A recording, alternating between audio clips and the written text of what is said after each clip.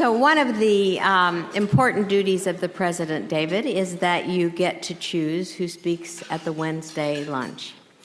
And I first met, I think, Judge Pryor during a discussion about the death penalty, in which we were trying to figure out from all points of view what the right thing to do would be. And I was so impressed with the quality of his intellect and the thoughtful way in which he approached everything. And I wasn't quite sure who he was at the time, so then I went back and saw, oh, he was Judge Wisdom's clerk. And that explained all kinds of things to me. Judge Wisdom, of course, not only loved the ALI, he was much beloved by the ALI, although I will tell you, Judge, a sort of a funny story. When I was president of the ABA, I encouraged the ABA to give the ABA medal to Judge Wisdom.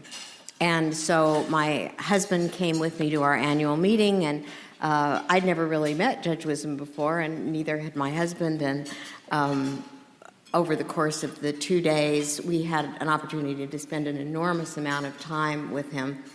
And I am told that we were sitting at different tables, that at the final dinner where we had him for dinner, a waiter asked Judge Wisdom what he wanted to have for dessert, and then asked Barry, my husband, what he wanted, and he said, I'll have what Judge Wisdom is having. So it was... Judge Pryor is, I think, as most people in this room knows, a federal circuit judge on the U.S. Court of Appeals for the 11th Circuit. He was appointed by George W. Bush.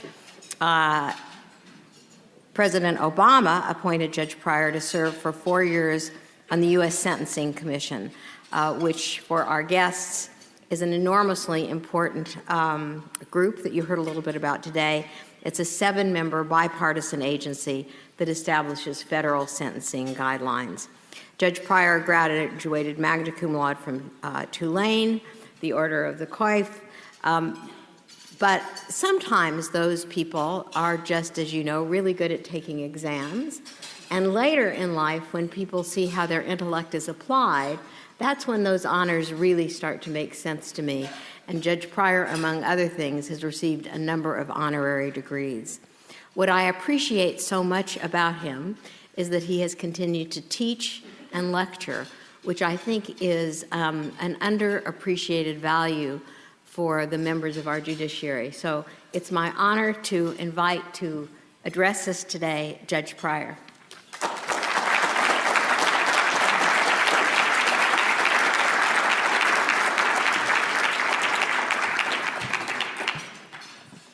Good afternoon. Thank you for that kind introduction. It's always a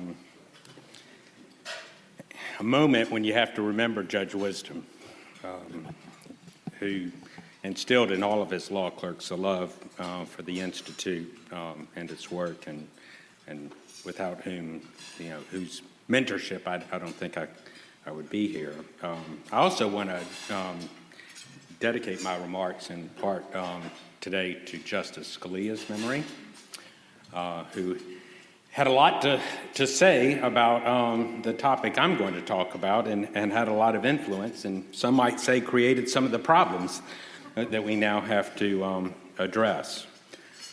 30 years ago, last month, the newly formed United States Sentencing Commission circulated the first discussion draft of proposed sentencing guidelines. That draft had been prepared under the direction of one of the original commissioners, Professor Paul Robinson. It was mathematical and complex, with harm values, multipliers, and sanction units. It sought to account for a wide array of aggravating and mitigating factors. It attempted to achieve something approaching perfect justice. The reaction to that draft was resoundingly negative. Circuit Judge John Newman, an early proponent of the need for sentencing guidelines, wrote, "My first point challenges a basic assumption that underlies the entire proposal, the idea that in every increment of harm that can possibly be measured should be reflected in an increment of additional punishment. I seriously doubt there is moral validity to this idea. Judge Newman predicted the complexity of the proposed system will create enormous grounds for error in application of the guidelines and appeals to challenge the sentence. This is the inevitable consequence of a system that tries for ultimate precision. If everything matters, then every statement of definition must be interpreted with inevitable mistake and subsequent legal challenge. Although later discussion drafts were less complex, the final product, which became effective in 1987, was obviously influenced by the original draft. The 1987 Guidelines Manual was complex and mathematical and sought to account for myriad aggravating and mitigating factors other than the offense of conviction. Most stakeholders reacted negatively to the new guidelines. Over 200 federal judges ruled that the new guidelines were unconstitutional. But in 1989, in Mastretta versus United States, the Supreme Court, over Justice Antonin Scalia's lone dissent, upheld the constitutionality of the Commission and its new guidelines. 16 years later, in United States versus Booker, the Supreme Court, with Justice Scalia now in the majority, invalidated the mandatory guidelines as violating the right to a jury trial under the Sixth Amendment. As a temporary fix, a different majority of that court, in a remedial opinion written by Justice Stephen Pryor, one of the original commissioners, held that the guidelines could continue to operate as advisory. But the remedial opinion told Congress that, quote, the ball lies in its court to come up with a workable and constitutional guideline system. Congress has not picked up the ball. Over 11 years later, the advisory guideline system created by the court as a short-term remedy in Booker remains in place. Well over 500,000 federal offenders have been sentenced under the post-Booker guidelines. The manual has grown in complexity, and empirical evidence proves that sentencing disparities, the primary concern that led to the creation of the guidelines, have increased since the guidelines became advisory. I want to propose a solution both to the original problems created by the mandatory guidelines and to the new problems created by Booker. My proposal adheres to the first principles of sentencing reform initially articulated by Judge Marvin Frankel in the early 1970s and later embodied in the Sentencing Reform Act of 1984.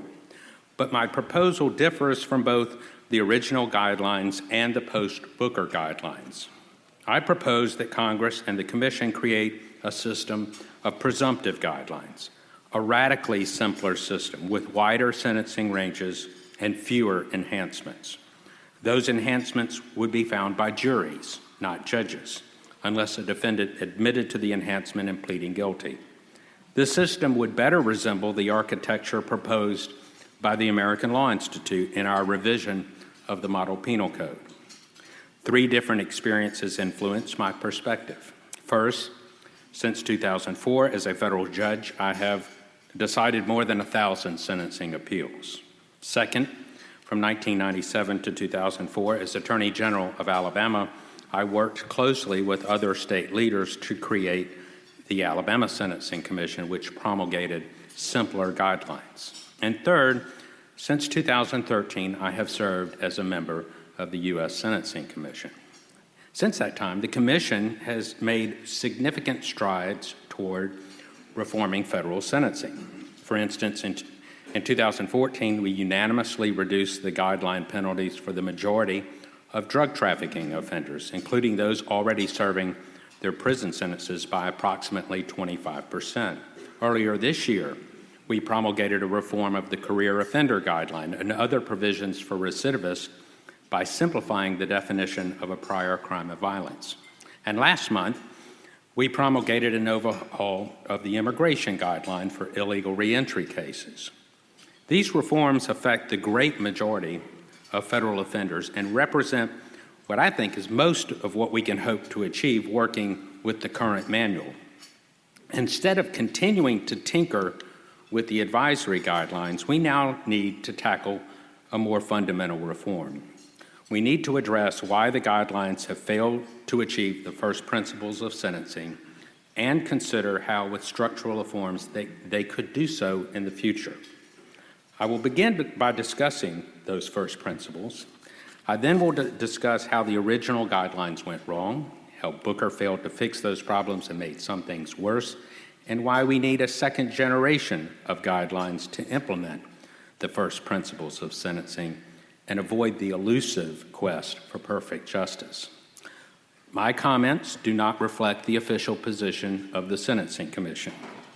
They are solely my opinions, at least for now.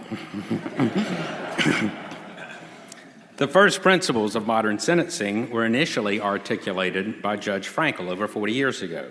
Those principles, embraced by Senators Kennedy and Thurman in the passage of the Act, are: 1, sentences should meaningfully reflect the purposes of punishment. 2, a sentencing system should result in proportional punishments. 3, a system should avoid unwarranted disparities. 4, a sentencing system should achieve reasonable certainty in sentencing. 5, there should be honesty in sentencing. And 6, there must be transparency in the sentencing system. Judge Frankel envisioned a codified system of weights and measures with binding rules, his description of what later would be called sentencing guidelines. He proposed an expert commission on sentencing to create the guidelines. And he stressed that appellate review was necessary to enforce the guidelines uniformly throughout the country. Judge Frankel also believed, both before and after the Sentencing Reform Act, that federal sentences were often more severe than needed to achieve the purposes of punishment. Judge Frankel was under no illusion that his proposal would lead to perfect justice. As he explained, he was not operating under, quote, delusions of precision about the level of detail needed in the guidelines.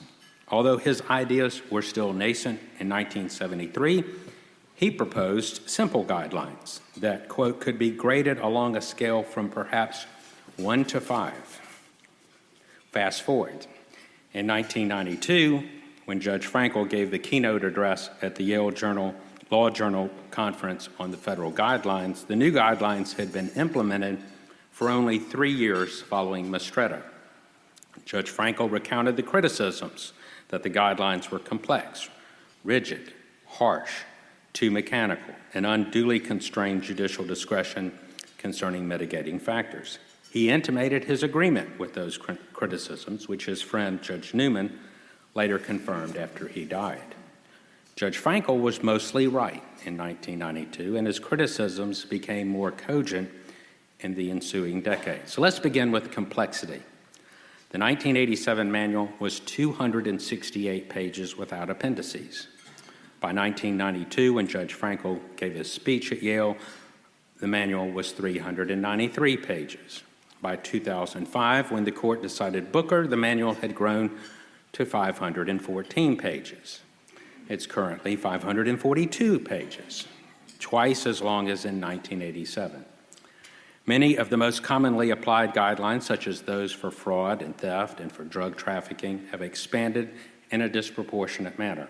For instance, in 1987, the original drug trafficking guideline was 115 words long without the quantity table and commentary.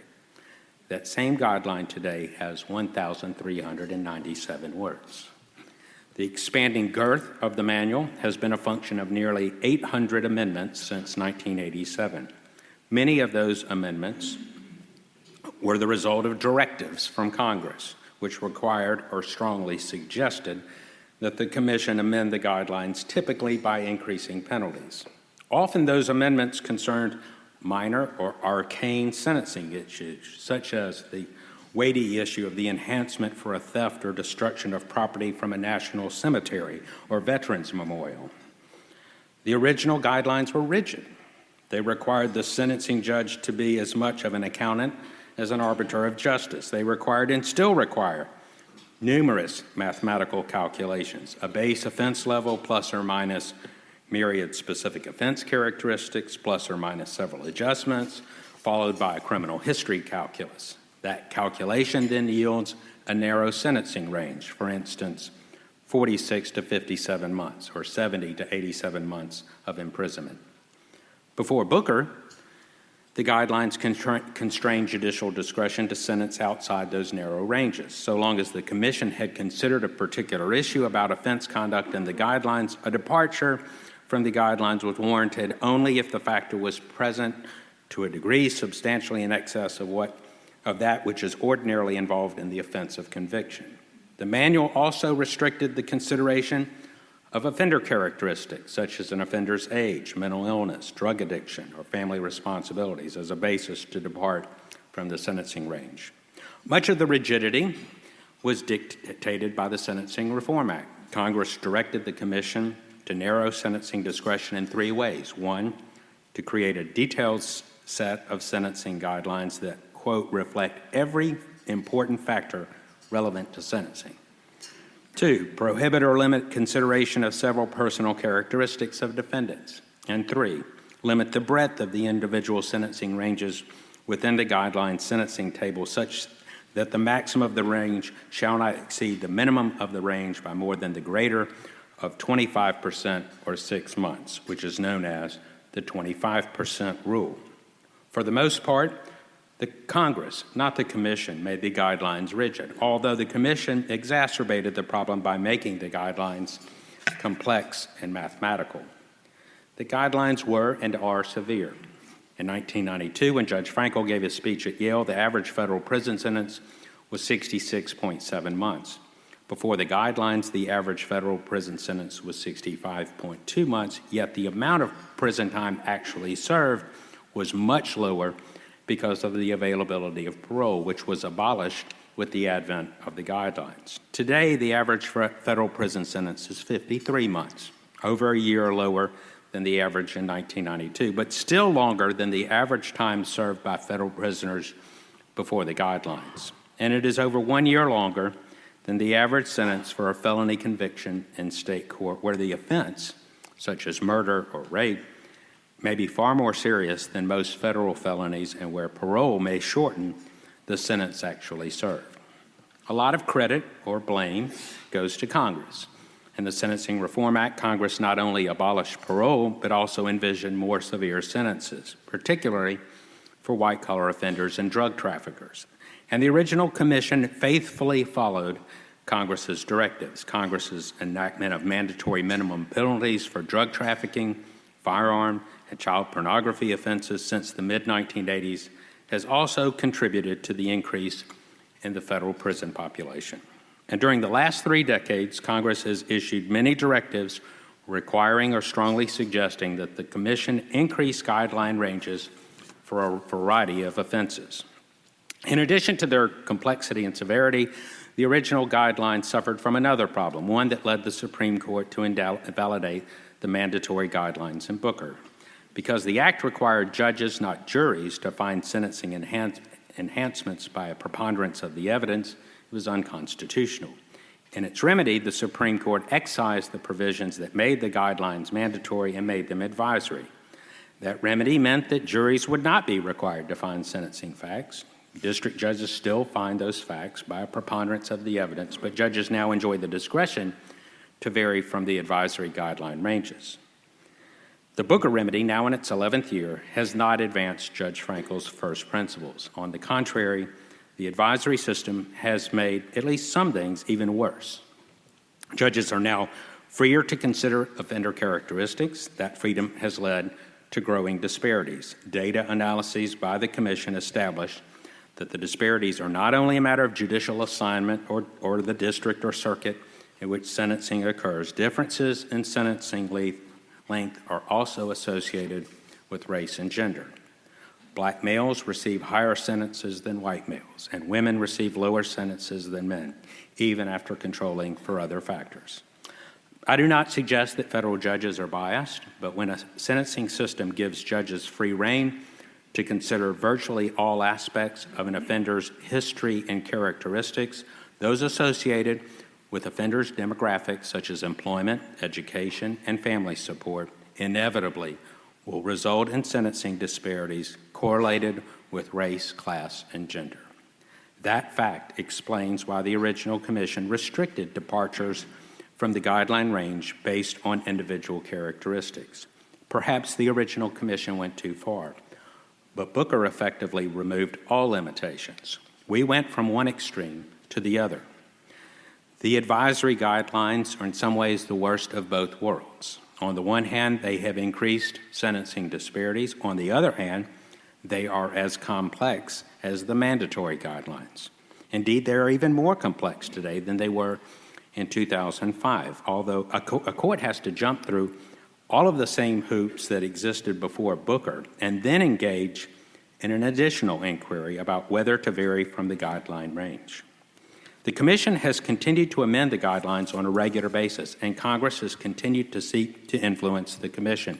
In addition to legislation directing the Commission to make the manual more complicated, members of Congress frequently urge the Commission to amend the guidelines when those members have been unable to enact legislation to raise statutory penalties. For instance, last year, 2 senators, one from each party, I was bipartisan, requested that the Commission amend the guidelines to increase the penalties for, quote, candy-flavored drugs, even though we were unable to find any evidence that candy-flavored drugs had become a national problem, requiring yet another sentencing enhancement. One might expect that a sentencing regime with advisory guidelines would engender fewer, not more, attempts to add minutia to the manual. From my experience on the Commission, I've not seen any evidence of a reduction in attempts to add minutia. Despite his misgivings about the original guidelines, Judge Frankel remained a proponent of some type of mandatory guidelines to achieve the principles of sentencing that he articulated in the early 1970s. He believed that the guidelines needed to be retooled. Like other critics, Judge Frankel recognized that the Commission had followed congressional directives in promulgating the original guidelines. Thus, the retooling that he proposed had to involve Congress.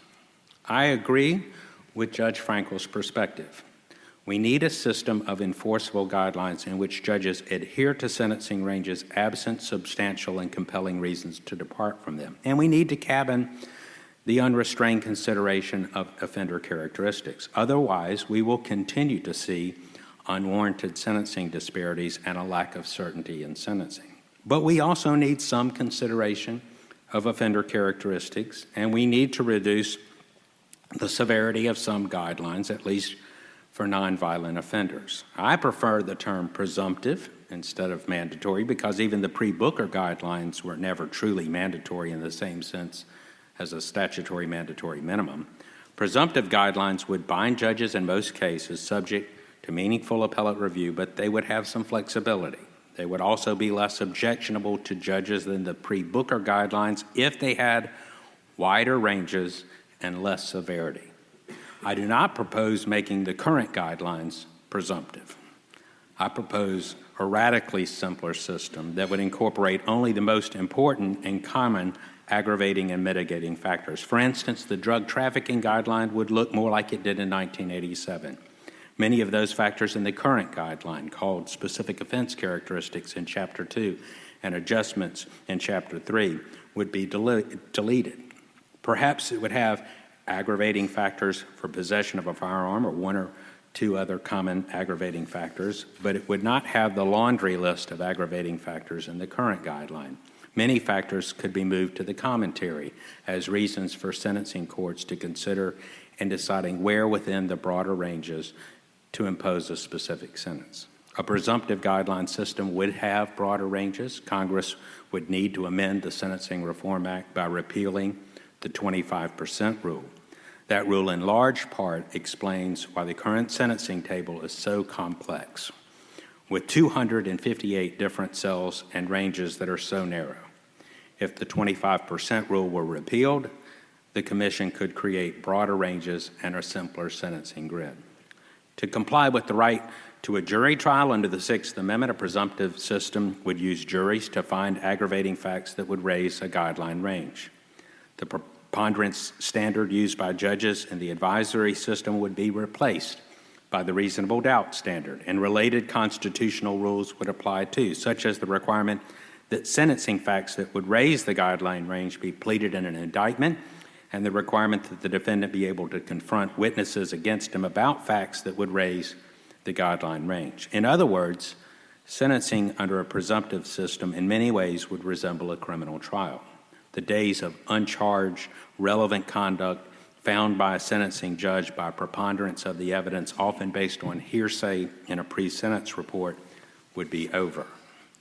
Based on the experience of several states that have enacted presumptive guidelines in the last decade, it is unlikely that a presumptive federal system would lead to a significant number of lengthy contested sentencing trials. The vast majority of defendants likely would continue to plead guilty both to the charge and the relevant sentencing facts that would raise guideline ranges. But if we ended up having more sentencing juries, that development would not be a bad thing. The jury is the primary feature of the American criminal justice system that promotes democratic accountability under the Constitution. A word about severity. I do not suggest dramatic, across-the-board reductions in federal sentences. Many offenders, particularly violent offenders, sex offenders, and large-scale drug traffickers and fraudsters, should go to prison for a long time. But penalties could be reduced for many first-time and low-level nonviolent offenders. Criminologists tell us that certainty and swiftness in punishment are more important than severity in punishment. In a system with less severe penalties and broader ranges, most cases would not present a reason for departure from the guideline range. Downward departures would be appropriate in those cases outside the heartland where the guidelines fail to account for some compelling offender or offense characteristic. Because of the constitutional requirement that aggravating facts that would raise ranges be pleaded in an indictment and proved to a jury beyond a reasonable doubt, upward departures would no longer exist in a presumptive range. For criminal history calculations in the system, the current Chapter 4 of the manual should be retained with minor simplifications. The criminal history rules, though complex, work well and have received relatively little criticism. There is strong empirical basis for retaining those rules. There must be a meaningful appellate review in a presumptive system. Let me explain what I mean by contrasting what I envision with what existed before Booker and what exists now. Before Booker, appellate courts had to deal with the same guidelines minutiae that district courts did. After Booker, appellate courts continued to check the district court's math about guidelines minutiae, which what is called review for procedural reasonableness. In addition to that review, appellate courts also review whether sentences are substantively reasonable. I and other appellate judges liken this form of review to deciding whether a sentence shocks the conscience. This highly deferential review rarely leads to reversals. Reasonableness review does almost nothing to promote the first principles of sentencing. If an appellate court reverses a district court for miscalculating the guideline range and remands, the district court can apply the correct guideline range and vary from that range to impose the exact same sentence as before. Under the shocks of the conscience standard, appellate review almost never leads to a reversal of a sentence as substantively unreasonable. For presumptive guidelines, meaningful appellate review would do two things. First, appellate courts would review for clear error whether sufficient evidence supports an enhancement. And second, they would decide whether a district court erred in departing below a guideline range. They would review de novo questions of lawful authority to depart and review for abuse of discretion exercises of that authority. Departures would be governed by the statutory purposes of sentencing and would be accompanied by written reasons. Appellate review would deter excessive departures and reduce the types of sentencing disparity that we see in the current advisory system. This proposal for guideline reform is not mine alone. Similar proposals have been made by others, including former Commission Chair Judge William Sessions and the Nonpartisan Constitution Project. But my proposal differs in one important respect. I propose that Congress enact into law the portions of the new guidelines that would increase guideline ranges instead of allowing them to go into effect 180 days after the Commission promulgates them, as ordinarily happens under current law. Any later amendment to the guidelines that increases penalty ranges also should be enacted into law by Congress. Requiring Congress to enact the enhancement for presumptive guidelines would serve two purposes. First, It would remove any constitutional doubt about the guidelines in a post-Booker world. An argument could be made that without legislation, the new guidelines would be the product of an unconstitutional delegation to the Commission. A second reason for requiring Congress to enact aggravating factors into law is that it would likely deter increases in severity and complexity. Of course, Congress could change minutia in the guidelines, especially by adding aggravating factors, but the cumbersome bicameral legislative process would make change more difficult than when the authority is delegated to a 7-member commission. And Congress would have to account for the fact that prosecutors would have to prove any new aggravators to a jury beyond a reasonable doubt. The Commission could still amend the presumptive guidelines without action by Congress in 3 ways. First, the Commission could amend the commentary recommending higher or lower sentences within the wider ranges. Second, the Commission could amend the provisions for departures. And third, the Commission could amend the provisions about an offender's prior convictions. The Commission also could continue to recommend statutory changes to Congress and to collect and analyze its data. That data analysis has been instrumental in amending the guidelines for the better in recent years. Before I conclude, let me say a brief word about mandatory penalties enacted by Congress. Since the beginning of the guideline era, the Commission and many others, including Justices Breyer and Kennedy, have noted the disconnection between the blunt instrument of mandatory minimums and a finely tuned guideline system.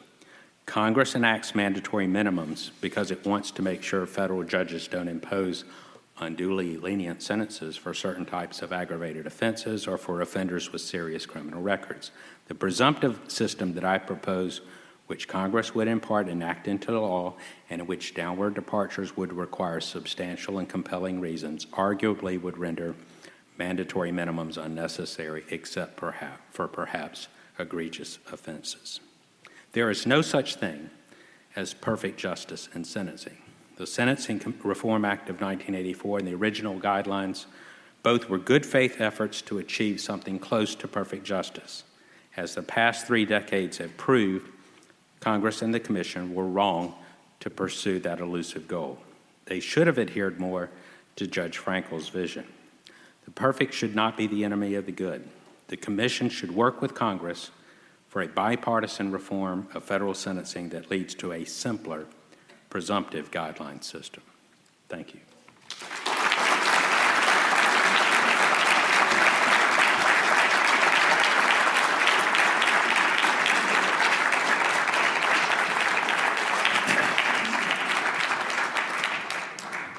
I think that the ALI rejects the idea that the perfect is the enemy of the good, but that was a wonderful and important address.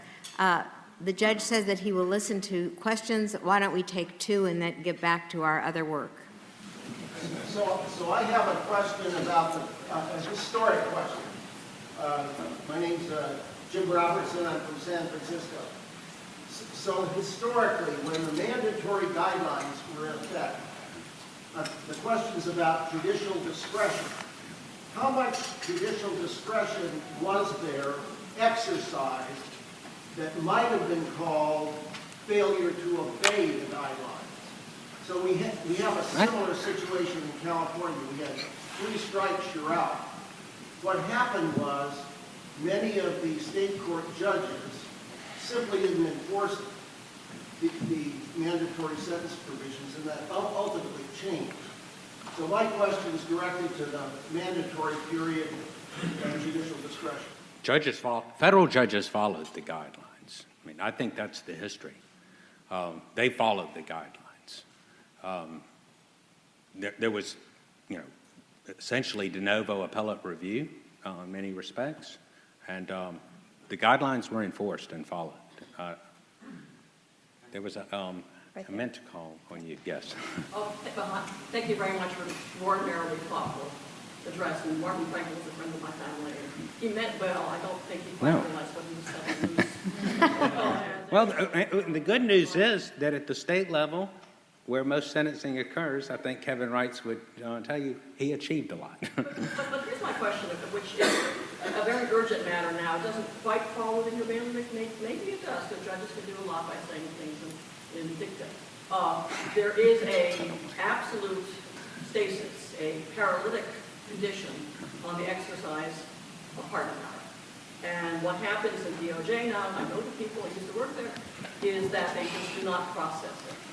And the White House, I was quite surprised that the president didn't seem to do this, has not pushed them to try to actually to examine and form an opinion upon the pending pardon files.